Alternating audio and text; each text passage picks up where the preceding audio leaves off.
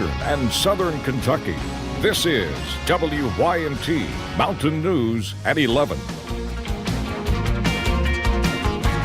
Good evening, I'm Justin Case. We begin tonight in Harlan County, where a community deals with the loss of two young toddlers. The parents fighting for their lives as they are treated for severe burns. Now we are hearing from neighbors who saw the home burst into flames and ran to help. I went to the Tots community, where it took about 7 hours for investigators to finally enter the home and make the heartbreaking discovery. Just after 11 Monday morning, Sean Crow, who works nights, was about to take a nap when he heard something concerning. I heard some cracking sound. I just turned around, I seen flames in the window, and I was hoping that they were not home. So I immediately dialed 911 on my cell phone, and as soon as I got on the phone with them, I seen the front door fling open and flames come out. He come running out with his hair on fire. Crow says the woman inside came tumbling out shortly after, also covered in severe burns. Other neighbors ran to help but found it difficult to do so when the woman began asking about her children. She just kept saying to me, "Dana, don't leave me, don't leave me." I said, "I'm not going to." And then she wanted me to go get her babies. And I said, "No, I got to stay here with you." I said, "Some woman's got your babies up her." I couldn't tell her. Ain't no way. Neighbors say they heard explosions coming from the home. One neighbor says the family was living off the grid and used propane tanks as an energy source. Police still cannot confirm how the fire began. It was such heartbreaking, and just I felt helpless, but I felt like I'd done all that I could, but it was a rough day. The man and woman have been airlifted twice, eventually landing at a burn unit in Georgia. Police say they both have life-threatening injuries after being so badly burned. I'm just praying for them, recovery, physically and mentally after this, and that's all I can say, It's been bad for the whole community. We do not yet know if the parents have been notified of their children's death. We are told an arson investigator from Kentucky State Police will be at the home to determine how the fire started. Officials say the children's bodies will be sent to Frankfurt for autopsies. You can read this story over on WYMT.com or download the free WYMT mobile app. A former Estill County teacher faces new charges for allegedly hitting and injuring a young girl. Police say Sherry Murphy forced the child to lie about the attack. Murphy is already being investigated for trying to hide messages between a student and a man she was in a relationship with. Police say that man, Torstensen, sent sexual messages to the student. They say Murphy knew about the messages but did not report them.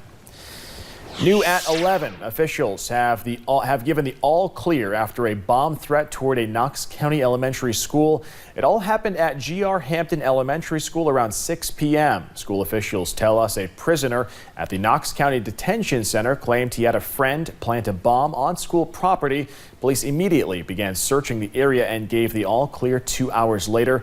The inmate, 31-year-old Aaron Gallagher, is now charged with second-degree terroristic threatening. He remains in the Knox County Detention Center. We are still working to figure out exactly what happened when a construction worker hit a flagger here in Perry County. Officials have not released any new information. The woman was working near the gas station at the intersection of the Hazard Bypass and Highway 15. Police tell us a co-worker and a pickup truck hit the woman. We do not know her name or condition at this time. Distracted and impaired driving, it's a huge problem, especially in 2017. More than 3,000 people died from distracted driving alone and almost 11,000 from drunk driving in that same year. WYMT's Connor James stopped by one local high school where prom is less than a week away and officials are trying to prevent the problem. Driving simulators filled Letcher County Central's gym. It's all fun and games, but it really shows what can happen. It can save a few lives.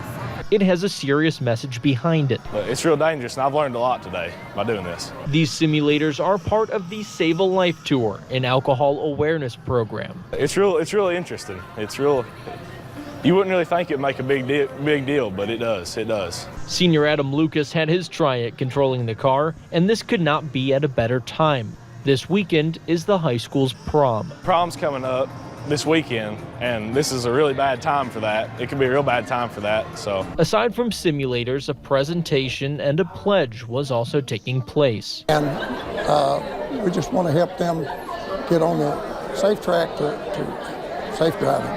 Staff with the Kentucky Farm Bureau had students sign the hood of a car, pledging not to drive distracted. We want to reach the young people first and teach them to the safe driving techniques.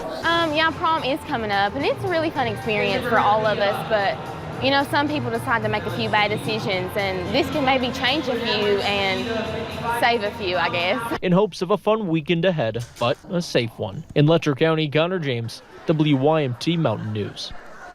Letcher County Central High School officials say this will hopefully help students realize that texts can wait.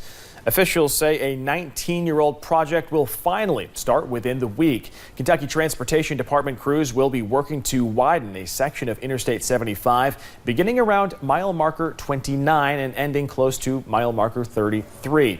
Officials say widening the area from 4 lanes to 6 lanes will be safer for all 53,000 drivers who drive through I-75 every day. There have been numerous accidents over the previous decades in this section, so we are excited to have that section underway to improve and increase safety for the motorists. The project is estimated at around $53.5 million. The roadwork is expected to be completed by June of 2021. And it's been a beautiful day here in the mountains as high pressure has dominated our region, but that'll slowly get out of here as we head to a little bit later on your Tuesday and into your Wednesday. You'll notice here satellite and radar, though, we have seen those clear skies throughout the day, not dealing with any of those rain chances. Once again, that's a big thanks to high pressure really dominating the region. Temperatures are very comfortable right now into those mid to upper 50s, some spots into those lower 60s. And as we head through the overnight hours, we're going to see those temperatures drop into about the mid 50s, mostly clear skies. So you'll definitely need that jacket early in the morning, but you'll be able to shed it throughout the day because as we head into your Tuesday, it will be warming up even more. Scattered rain chances do return late Tuesday, and that continues into your Wednesday as well. Good news is those average temperatures do continue as we head through the rest of the work week. I'll have that full forecast coming up for you guys in a little bit. Justin. Paige, thank you.